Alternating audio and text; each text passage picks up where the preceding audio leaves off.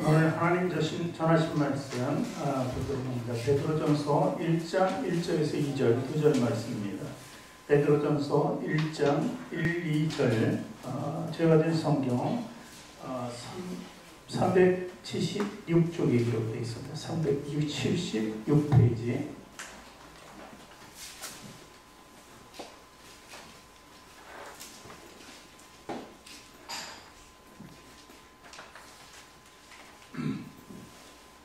신약성경 376페이지에 기록되어 있는 베드로전서 1장 1절과 2절 말씀.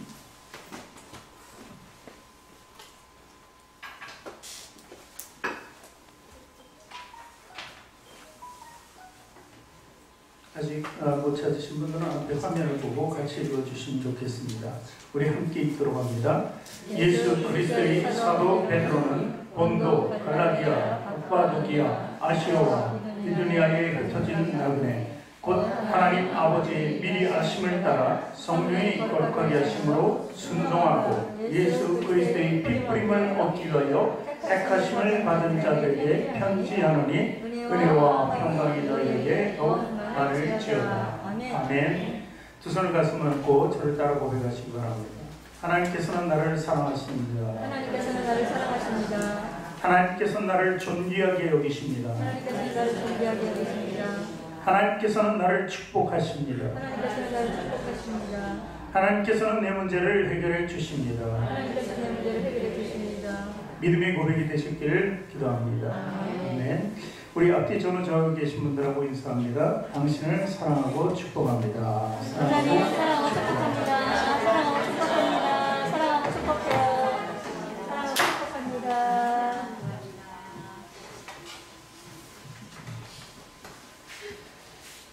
우리 그리스도인들은 날마다 성화되어야 한다고 합니다. 성화라는 게 다른 거 없습니다. 예전의 삶과 달리 점점 변화되어가는 모습이 바로 성화입니다. 왜 성화라는 말을 쓸까? 왜 이렇게 어려운 단어를 쓸까? 그냥 변화가 쉽게 우리에게 들어오죠. 왜 변화되는 삶, 날마다 영적인 삶을 통해서 우리는 은혜를 구하고 또 믿음으로 기도하는 우리 모습을 보이고 하나님께서는 또 그에 따라서 우리에게 축복을 주시는데 그래서 은혜와 평강이라고 이렇게 얘기합니다. 오늘 택하심 받은 나그네라는 제목으로 은혜를 나눌까 합니다. 오래전에 그 알래스카의 한 마을에서 일어났던 일을 하나 소개합니다. 그 마을에는 길 하나를 두고 두 교회가 있었습니다. 하나의 이름은 올 세인트 교회고 또 한 이름은 성 요셉 교회. 이 두 교회가 늘 마주보고 경쟁 아닌 경쟁을 합니다. 그러다 보니까 이제 구제와 선교가 교회 목표인데도 불구하고 그거는 좀 약간 저조하고 그들이 추구하는 일이 뭐였냐면 교회를 앞에 교회보다 더 아름답게, 더 멋있게 이렇게 꾸미는 일이에요. 호화스럽게 이렇게 이제 교회가 꾸며지겠죠. 참 겉보기에는 아름다운 거죠. 속으로 들어가서도 정말 자꾸 업그레이드 되어가는 시선을 보면은 정말 보기 좋은 거죠. 하나님의 성전이니까 아름답고 거룩하고 멋있도록 더 좋다고 이렇게 생각하는 거죠. 그런데 오늘 이 순환주간이 있습니다. 고난주간이 다가왔는데 고난주간에 그 지역에 지진이 일어났습니다. 그래서 온 마을이 황폐화됩니다. 마을 쑥대밭이 돼요. 교회도 뭐 여지 없죠.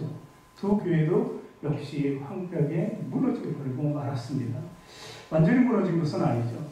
그런데 이제 고난이 좀 지나고 부활절이 됐습니다. 부활절이 돼서 예배를 드려야 되는데 교회는 다 지금 무너지지 흉측한 모습입니다. 그래도 예배는 드려야 되기에 두 교회 중 그래도 좀 나은 교회에 뭉쳐서 한 150명 되는 인원이 예배를 드리기로 했습니다. 그런 그 예배 가운데서 참 하나님의 성령을 또 깨닫고 눈물을 흘리며 예배 드렸습니다. 그것은 왜 그랬을까요? 우리가 보이는 것을 위해서 그렇게 했는데 그 모든 것이 허영이다. 하나님께 드린다고 했는데 그것은 아닌 거였다는 것입니다. 오히려 정말 사랑하는 사람들을 위해서 죽어가는 영혼들을 위해서 구제를 하고 그 헌신을 해야 되는데 불구하고 너무 교회 치장을 했다는 것에 다들 당혹하고 그리고 잘못된 것을 뉘우치고 회개하며 눈물을 흘리는 그런 모습이 있었다는 것입니다. 그런데 그 마을에 이제 한 공문이 하나 붙었습니다. 자, 공문에는 두 가지입니다. 좌우로 있는데 혹시 나에게 필요한 것을 가져가고 싶은 사람은 필요한 것을 적으라 그러고, 또 한쪽에는 내가 내어놓을 수 있는 것이 있으면 내어놓으라고 해서 목록을 적게 해놨습니다. 근데 기적적인 것은 이 150명 되는 교회의 교인들은 다 이랬음에도 불구하고 내 필요한 것에는 하나도 기재를 안 했습니다. 그리고 어려운 가운데서 오히려 필요한 사람을 돕는 쪽에 다 하나 이상씩 기재했다는 사실입니다. 이것이 변화입니다. 그리스도인들은 물론 잘못된 삶을 살아갈 수 있지만 우리는 참다운 하나님의 뜻을 아는 게 그리스도인, 그들도 참으로 된 참된 그리스도인이기 때문에 올바른 하나님의 인식을 가지게 되고 하나가 되어서 이제 나눠주고 그리고 섬기는 하나의 교회가 되었다는 것입니다. 이 말씀은 또 한 번 드리는 얘기는 우리는요, 나그네 같은 삶을 사는 거예요. 본향으로 가는 거예요. 우리는 택하심 받은 주님의 백성이기 때문에 여기 왔다가 갈 곳이 있는 사람들이에요. 그래서 본향으로 간다 하는 것은 죄인으로 고아처럼 우리가 이 땅에서 살아가는 거 아니에요. 우리는 고아가 분명히 아닙니다. 아버지 하나님이 계신 거예요. 그래서 하나님 아버지가 계신 그 나라로 돌아가는 삶이라는 거예요. 그게 바로 우리가 이 땅에서 변화된 모습으로 살아가는 목적이라는 것이죠. 우리 성도들이 정말 부끄러운 그리스도인이 되지 않고 변화된 모습으로 살아가면서 주님의 은혜의 평강 가운데 살아가기를 주님의 이름으로 부탁드립니다. 오늘 본문 1절 말씀 읽어봅니다. 예수 그리스도의 사도 베드로는 본도, 갈라디아, 갑바도기아, 아시아와 비두니아에 흩어진 나그네, 이렇게 기록을 하고 있습니다. 여기서 눈에 탁 들어오는 것이 무엇입니까? 흩어진 나그네라는 것입니다. 헬라어로 흩어진 나그네를 디아스포라라고 합니다. 디아스포라. 많이 들어봤죠? 예. 이 디아스포라의 기원은 2700년 전쯤으로 올라갑니다. 하나님을 배척하고 하나님의 뜻에 순종하지 않고 불순종한 이스라엘 백성들, 그들을 징계하시기 위해서 바벨론으로 하여금 유다를 멸망케 하죠. 그래서 멸망당한 이스라엘 백성들, 유다 백성들이 어디로 갑니까? 바벨론을 포로로 가기도 하고 그 땅에 남기도 하고, 그리고 이방 땅으로 막 유리하기 시작합니다. 나라가 없으니까 자기 땅이 없는 것입니다. 이제 그래서 그들을 디아스포라라고 이렇게 일컬었습니다. 이 디아스포라는 좀 더 내려와서 예수님 시대에 예수님 십자가에 못 박혀 죽으시고 그리스도를 믿는 사람들이 탄압받기 시작합니다. 그 탄압받으니까 잡아다가 죽이는 거예요. 거의. 로마는 더 심했습니다. 그래서 이 죽음을 모면하고 그들의 탄압을 피하기 위해서 자기가 살던 곳을 떠나게 되죠. 그래서 뿔뿔이 흩어지게 됩니다. 그 뿔뿔이 흩어진 도시가 바로 지금 소개하는 본도, 갈라디아, 갑바도기아, 아시아와 비두니아, 이런 종류입니다. 그래서 이때도 이 사람들을 일컬어서 디아스포라, 새로운 디아스포라가 생기게 된 것이죠. 그래서 사실 이렇게 흩어진 그 도시 이름들, 이 지방명을 이렇게 설정했는데 이것은 정말 황폐한 땅이라고 볼 수 있어요. 내가 살던 곳이 아니고 척박한 곳이기 때문에 정말 어려움 속에서 살아가야 돼요. 그들에게 당한 것은 고난밖에 없어요. 그것을 그래도 받아들이고 살아갈 수밖에 없는 것은 왜냐하면 그리스도인이기 때문에 그렇다는 것입니다. 그래서 베드로는 그리스도인, 그렇게 흩어진 그리스도인들을 위로하기 위해서 서신을 쓴 거예요. 이게 베드로 전서잖아요. 그래서 베드로가 그 서신을 통해서 그들을 위로하기를 원했던 것입니다. 그는 자기 고향을 버렸습니다. 친구나 이웃 모든 사람들을 다 버렸습니다. 가지고 있던 것까지도 다 버릴 수밖에 없는 그들의 삶이었다는 것입니다.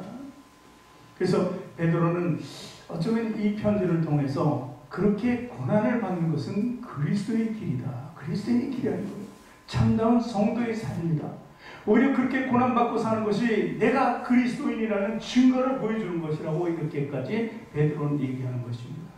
그러면서 낙심하지 말고 하늘나라를 바라보면서 살아가라. 왜냐하면 너희는 천국을 소유한 천국 백성이기 때문에 그렇다는 것입니다. 죄를 끊고 영생을 가지고 살아가는 그리스도인의 자랑스러움을 오히려 그들에게 얘기했다는 것입니다. 우리 역시 디아스포라입니다. 지금 디아스포라는 단어는 현재의 디아스포라죠. 예전에 바벨론의 디아스포라, 그리고 예수님 시대의 디아스포라, 그리고 지금의 디아스포라는 지금 우리 믿는 성도들을 이야기합니다. 그래서 디아스포라의 기원을 떠나서 이제는 좀 더 넓고 광범위한 범위로 얘기할 때 흩어진 나그네, 디아스포라. 그리고 우리들은 다 흩어져 사는 나그네 삶을 산다는 거예요. 나그네는 결국 어디로 간다고요? 천국을 갑니다. 자기네 집이 있다는 거예요. 죄를 가지고 이 땅에 온 사람은 자기 집이 없습니다. 영생이 없기 때문에 돌아갈 곳이 없는 것입니다. 그러나 우리는 분명히 돌아갈 곳이 있는, 목적 있는 삶을 사는 사람, 그리스도인이라는 것을 믿으시기 바랍니다. 자, 그러면 하나님께서 우리를 택하셨기 때문에 우리가 천국 백성들이 되고 그리스도인이 되었습니다. 그러면 어떻게 하나님의 택하심을 받은 나를 베드로는 오늘 말씀을 통해서 우리에게 보여주고 있습니다. 첫 번째는 하나님 아버지의 미리 아심을 따라 택하심을 받았다는 거예요. 1장 2절 같이 읽습니다. 곧 하나님 아버지의 미리 아심을 따라 성령이 거룩하게 하심으로 순종하고 예수 그리스도의 핏부림을 얻기 위하여 택하심을 받은 자들에게 편지하노니 은혜와 평강이 너희에게 더욱 많을지어다. 그래서 첫 번째 하나님의 미리 아심을 써놨다는 것입니다. 프로그노시스라는 헬라어죠. 오면 지혜다 이런 뜻입니다. 이 미리 아신다면 이거는 아무도 알 수가 없는 거예요. 우리가 한 치 앞도 모르잖아요. 여태까지 살아오면서 내 앞을 알면서 산 사람이 얼마나 있겠습니까? 없습니다. 거의. 내일을 잘 몰라요. 그래서 장래도 몰라요. 김국환이라는 가수가 탁탁타라는 노래를 부른 지가 꽤 됐는데 그 노래 가사 기억나십니까? 혹시 젊은 분들은 잘 모르겠지만 어떻게 시작해요? 내가 나를 모르는데 너희들 나를 알겠느냐? 더 하면 안 되지만 어쨌든 한 치 앞도 모르면서 이게 다 한다면 뭐 재미없지 뭐 이런 식으로 나오는 거예요. 모른다는 것이죠. 이 미리 한다는 것은 우리 인간에게 주어진 능력이 아니라는 거예요. 점쟁이들이 미리 한다고요? 아니, 과거는 알 수 있겠지만 사탄도 과거는 알잖아요. 미리 앞을 내다볼 수 있는 예지 능력은 없다는 거예요. 근데 과거를 맞추니까 속아 넘어가는 거죠. 많은 사람들이. 전혀 알 수 없는 것입니다. 우리 삶 중에 여태까지 살아오면서 미리 알고 있었다는 것을 잊고 그렇게 계획적으로 살아왔다면 다 성공적인 삶을 살아갔을 거예요. 근데 모르기 때문에 내가 이 남편 만나서 이렇게 고생하는 거 알았으면 결혼 안 했지. 내가 이 아내에게 이렇게 이 시대에 구박받고 살려면 요즘 거꾸로 됐으니까 결혼 안 했지. 뭐 이런 식으로. 몰랐으니까 다 그렇게. 그러니까 모르는 게 또 행복일 수도 있는 거예요. 그러면서 살아가니까요. 저 또한 마찬가지입니다. 제가 세상적인 노래를 엄청 했었어요. 믿음이 있기 전에. 믿음이 없을 때는 무엇을 해도 상관없어요. 믿음이 있고 나서 그렇게 또 범죄하면 안 되니까. 왜 그렇게 노래를 했는지 난 몰랐어요. 그냥 그게 재밌고 그게 쾌락이니까. 그랬는데 보니까 하나님께서 날 쓰시기 위해서 찬양할 때 잘하라고 훈련시켰는데 그때 찬양을 모르니까 세상 노래를 훈련시켰구나. 이렇게 제 생각인데. 어쨌든 그리고 또 믿음 없이 살 때는 정말 쾌락의 삶을 주도하면서 살았어요. 저희 아내 우리 사모님 많이 화나게 하는 일 많이 했죠. 남자니까 다 그게 남자의 본분이라고 생각했으니까. 그랬는데 그러다가 보니까 쾌락을 너무 쫓다 보니까 죽음의 지경에 이르게 됩니다. 병원에 입원했는데 살 수 없다, 가망이 없다 그렇게 얘기했는데 어쨌든 결과는 다시 살게 됐어요. 믿음 없을 때. 그래서 왜 내가 다시 살아났지 하는 의문도 없었거든요. 그때는 그냥 살았으니까 운이 좋네. 그랬는데 나중에 이게 믿음을 가지고 목사가 되니까 이게 하나님의 뜻이었구나. 하나님이 미리 아시고 죽을 수밖에 없었던, 세상에서 죄인으로 죽을 수밖에 없었던 나를 다시 살리셨구나. 이런 생각이 드는 거예요. 그러니까 하나님의 미리 아심은 우리 생각으로 전혀 알 수가 없다는 것입니다. 하나님은 가만히 보니까 우리 인생, 내 인생을 봐도 나의 최선을 위해서 계속 일하시는 것 같아요. 우리 각자의 최선을 위해서 하나님께서 계속 일하고 계신다는 거예요. 지금 현재의 삶이 고난이고 고통이라 하더라도 내가 예수 그리스도를 믿고 주의 백성이 되고 자녀가 되었다는 그 하나만 가지고도 하나님의 놀라운 은혜의 성질을 깨달을 수 있게 되는 것이죠. 바로 하나님의 미리 아심의 주인공은 누구냐면요, 저와 여러분인 것입니다. 저와 여러분의 삶은 그냥 주어진 것이 아니라는 것입니다. 그래서 우리를 거룩한 백성으로 이끌어가는 것, 그것이 하나님의 뜻이었고 나의 생각과는 관계가 없었어요. 우리가 믿는다는 것이 나의 생각, 내가 처음부터 믿으려고 했어. 예수 믿고 구원받으려고 했어. 구원받으면 내가 하늘나라 가는 거 알고 있었어. 이런 사람 누가 있겠습니까? 그래서 다 그 마음을 주고 그 생각을 주고 그 길로 행하게 한 분이 누구냐면 하나님이시라는 거예요. 그래서 하나님이 미리 하시고 우리를 택하셨다는 거예요. 그것이 주인공이 저와 여러분이라는 거예요. 믿으십니까? 예, 다행입니다. 다 믿어야 됩니다. 그 믿음으로 살아가는 것이 우리가 이 땅에서 좀 더 어렵고 궁핍하고 힘들어도 살아갈 힘이 있게 되는 것입니다. 두 번째는요, 성령의 거룩하게 하심으로 택하심을 받았다는 거예요. 2절 말씀 다시 한번 또 있습니다. 곧 하나님 아버지의 미리 하심을 따라 성령이 거룩하게 하심으로. 두 번째는 성령이 거룩하게 하심. 우리가 그릇을 집에서 사용할 때 뭐 밥을 먹든지 뭐 라면을 먹든지 뭘 먹을 때 더러운 그릇, 먹었던 그릇을 재사용하지 않습니다. 그대로 어떻게? 깨끗이 닦죠. 깨끗이 닦는 거예요. 그래야지 내가 먹을 수 있는 거예요. 식당에서 그릇을 줬는데 각자 뭐 이렇게 찬 접시를 주잖아요. 근데 그 뭐가 묻었어요. 반드시 바꿔달라고요. 기분이 이상하죠. 그리고 그 식당에서 좀 기분이 이상한 거예요. 깨끗해야 되는 거예요. 깨끗해야 내가 먹을 수 있는 거예요. 이 거룩이라는 게 그 깨끗함이라는 것입니다. 거룩하심, 그것을 우리는 정결케 됩니다. 깨끗한 건 그릇이나 사물은 깨끗하다 이렇게 얘기하지만 우리 그리스도인들은 정결하게 되었다 이렇게 단어를 쓰는 것입니다. 이 죄가 있으면 우리는 하나님의 심판을 받을 수밖에 없죠. 근데 그 죄를 깨끗하게 하심으로 근데 그것을 성령님이 하셨다는 것입니다. 그 성령님이 깨끗하게 하셔서 하나님의 택하심 속에 들어갔다는 거예요. 우리가 잘 아는 이스라엘의 가장 영웅적인 존재가 다윗 왕입니다. 다윗 왕은요, 정말 영웅적인 존재. 하나님 말씀에 순종한 사람이에요. 하나님과 함께 동행했던 사람이에요. 그러나 그도 잠시 떠난 적이 있어요. 자기 힘을 가지기 위해서, 자기가 하나님께서 성공적인 삶을 살도록 그 나라를 위대하게 하고 강대하게 만들어줬을 때 자신의 군사들을 세운 거예요. 야, 우리 능력이 어디까지 되느냐. 그런 범죄. 하나님께서 다 해주셨는데도 불구하고 자기 능력을 가지겠어요. 그것이 범죄였습니다. 또 하나 범죄는 뭡니까? 밧세바라는 여인을 취한 거지.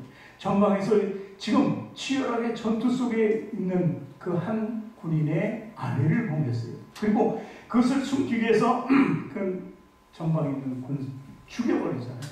이런 범죄를 지었다는 것입니다. 그러므로 자기가 나는 그동안 깨끗하게 살아왔는데 이제 죄로 말미암아 더러워졌구나 하는 것을 알게 됩니다. 그리고 자기 더러워진 그 죄 때문에 이제 하나님을 볼 수가 없겠구나. 하늘나라 간다는 건 이거 말도 안 되겠구나 이렇게 생각했을 때 너무나 엄청난 충격이 자기에게 떨어진 거죠. 그때 그는 이렇게 얘기합니다. 시편에 이렇게 쓰죠. 시편 51편 7절 말씀 같이 읽습니다. 우슬처럼 나를 정결하게 하소서. 내가 정하리이다. 나의 죄를 씻어주소서. 내가 물보다 치리이다. 하나님의 능력을 알아야 되는 거예요. 하나님이 택하시고 성령이 거룩하게 하시면은 휘어질 수 있다. 눈보다도 휘어질 수 있다고 이렇게 고백합니다. 그리고 이어서 시편 51편 10절 11절 말씀 너무나 잘 아는 말씀이죠. 같이 읽습니다. 하나님이여 내 속에 정한 마음을 창조하시고 내 안에 정직한 영을 새롭게 하소서. 나를 주 앞에서 쫓아내지 마시며 주의 성령을 내게서 거두지 마소서. 그러니까 성령이 모든 것을 깨끗하게 한다. 그때는 예수님 시대가 아니었잖아요. 그래서 성령님이 모든 것을 거룩하게 하고 깨끗하게 했다는 것입니다.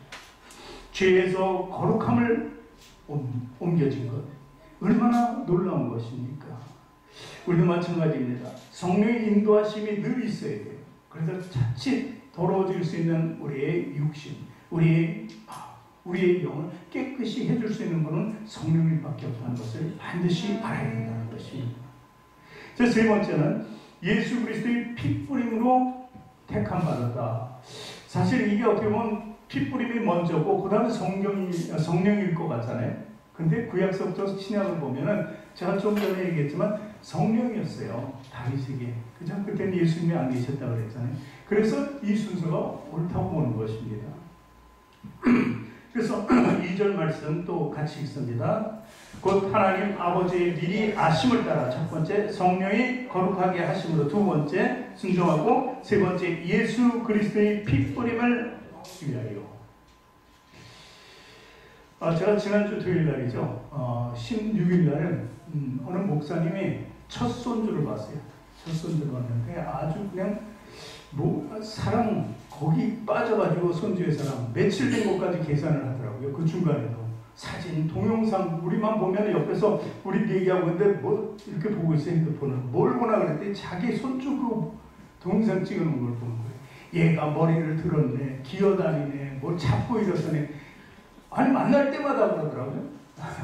너무 사랑하는 마음이죠. 그래서 이 첫 손주니까 우리가 한번 목사님들이 찾아가서 축하를 해주자. 그래서 가게 됐습니다. 16일 날 이제 그래서 한 7, 8명의 목사님이 초대를 받아서 이제 갔습니다.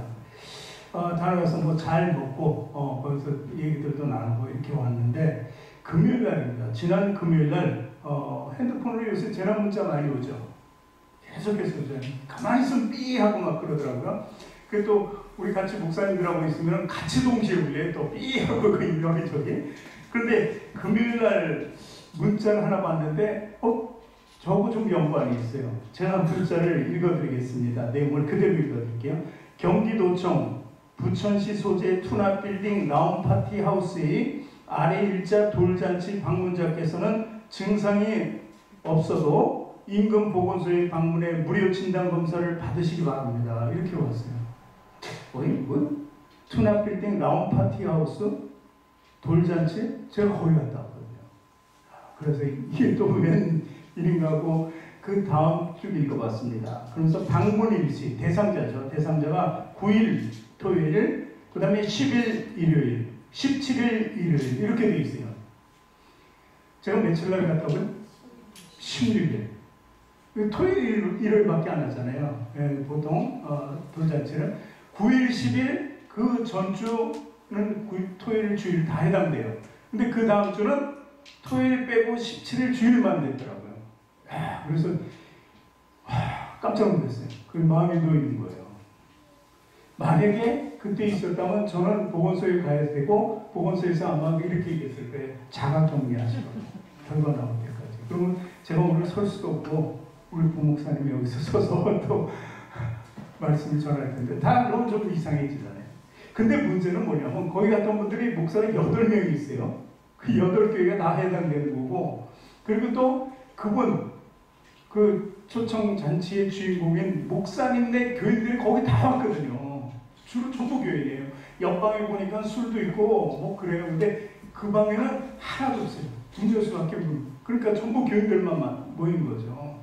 그래 그 교회가 어떻게 됐을까 하는 거예요. 얼마나 미안하고 민망했을 거냐.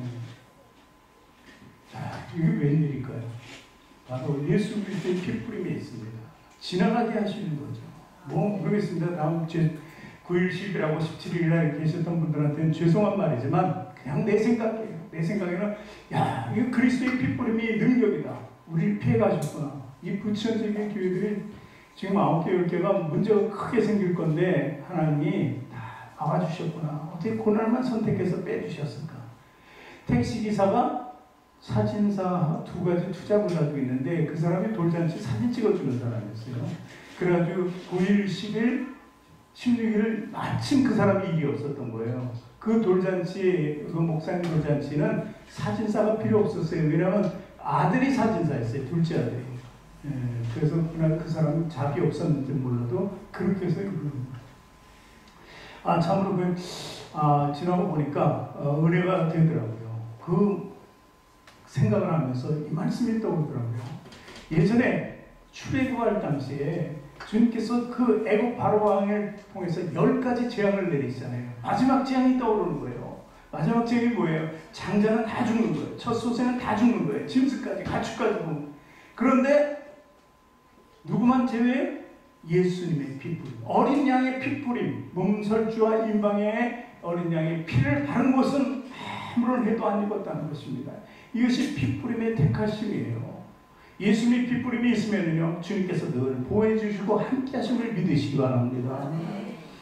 로마서 5장 9절 말씀 같이 있습니다. 그러면 이제 우리가 그의 피로 말미암아 의롭다 하심을 받았으니 더욱 그로 말미암아 진노하심에서 구원을 받을 것이다. 그렇죠. 세상에 어떤 것도 저 사탄의 능력이 우리에게 미치지 못한다는 것입니다.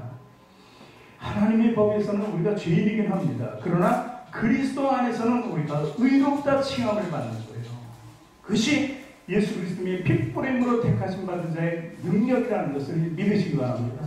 네 번째는요, 순종하는 자가 되도록 택함 받았다는 거예요. 2절 말씀 본문 다시 한번 또 읽습니다. 첫 번째가 곧 하나님 아버지의 미리 하심, 두 번째가 성령이 거룩하게 하심, 세 번째가 예수 그리스도의 핏뿌림. 근데 그 전에 순종이라는 단어가 나옵니다. 순종하고. 우리의 순종에 대해서 너무 깊이 잘 압니다. 참된 믿음은 순종에 있는 거예요. 그래서 웬만하면은 교회 안에서도 목사 얘기하고 또 전도사 얘기하고 이렇게 얘기할 때 우리는 아멘 하고 맞아요. 순종한다는 거죠.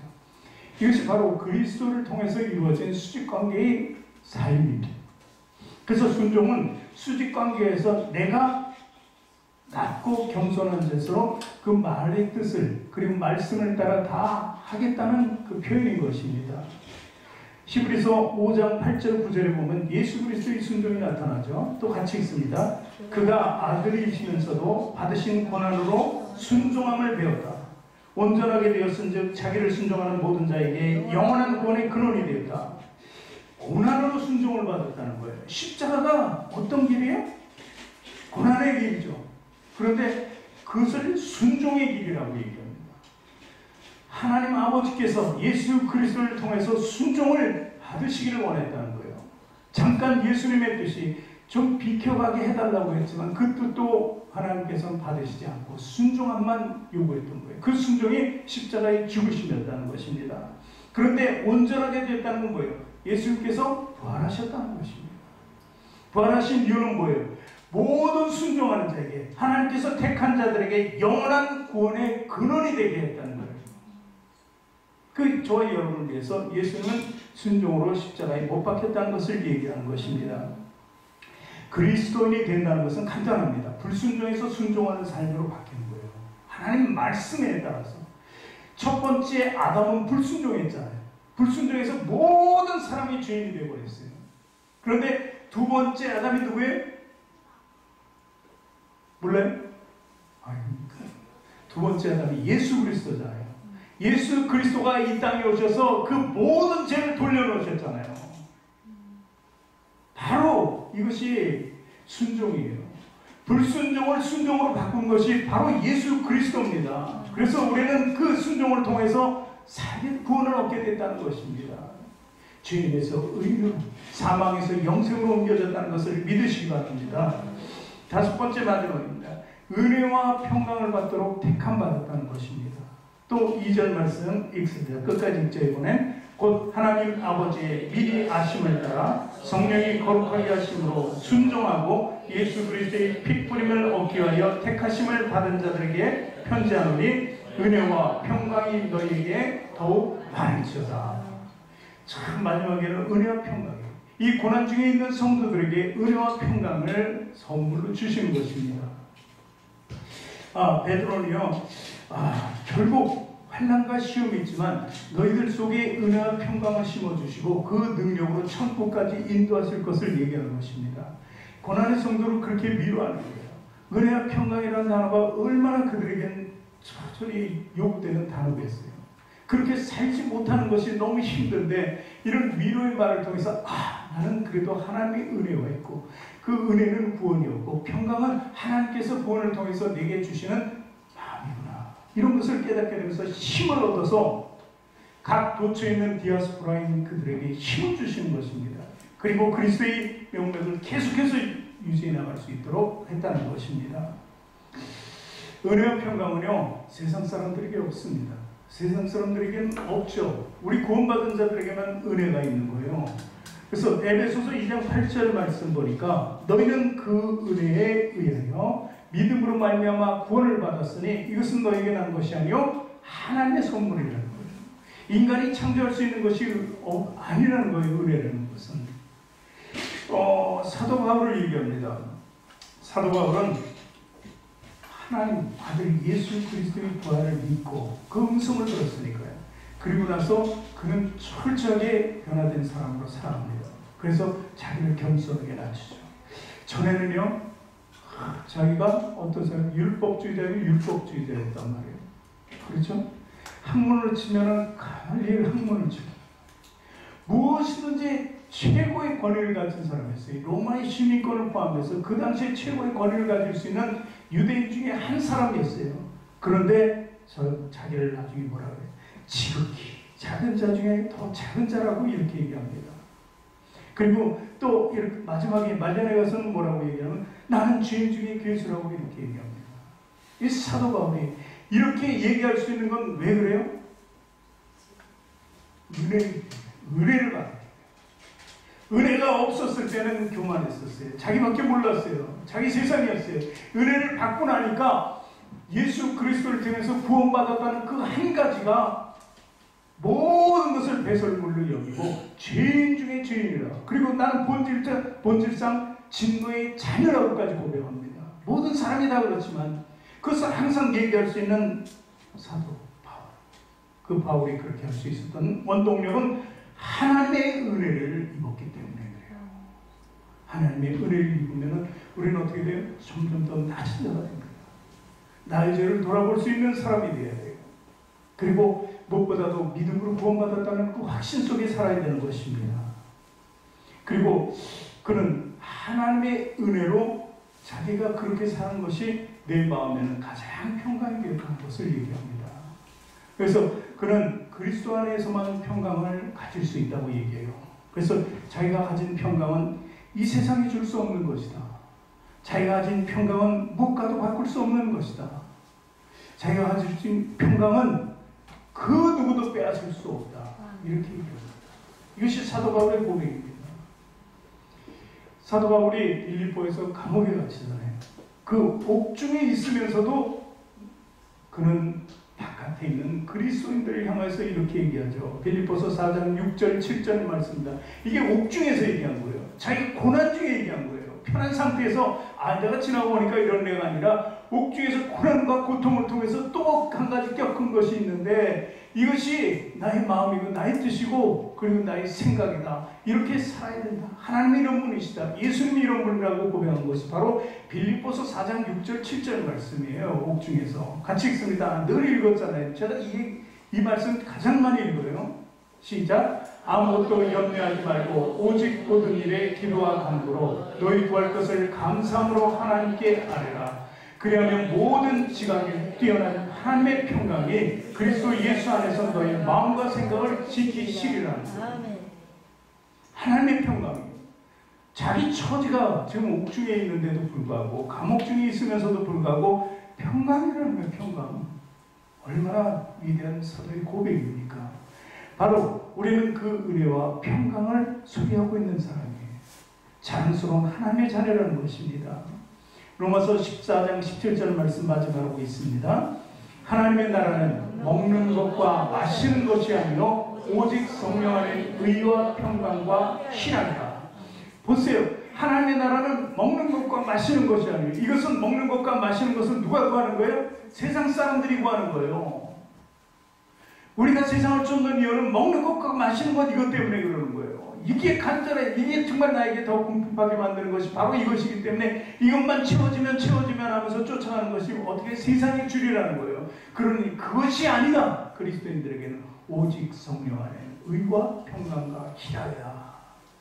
그게 고통스럽고 힘들겠지만 그래도 너희 마음속에 평강이 있어야 된다. 그 평강은 뭐예요? 구원의 확신이에요.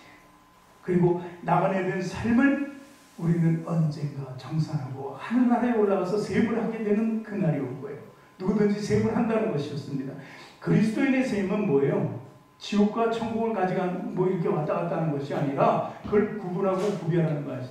그리스도인의 세임은 하늘나라에 내가 얼마나 상급을 많이 쌓나요? 그 세임이에요. 그 세임을 두고 우리 안에 평강이 있어야 된다는 거예요.